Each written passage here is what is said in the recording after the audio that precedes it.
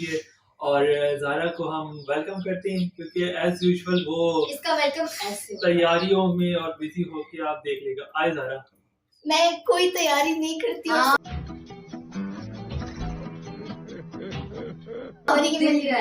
यार नहीं, मैं सिर्फ आज लेट आई हूँ ना। अब आप देखें कि रोजाना लेट आती इसके है, रोजाना सबसे का पहले ये मैं आती हूँ।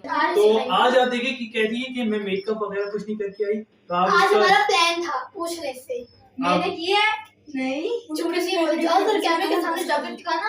ओके तो आज हमने कहा था हम तैयार होंगे, इसीलिए मैं नहीं थी। गाइस तो मैं आपको जो है स्पैगेटीज की प्लेटें दिखा देता हूँ कि स्पैगेटी कितनी कितनी रखी हुई है। सारी इक्वली रखी हुई हैं और मैं आपको दिखाना चाहूंगा कि आप ये स्पैगेटी देख लें और उसके बाद जो है हम फिर इसको जो है कंपटीशन स्टार्ट करते हैं।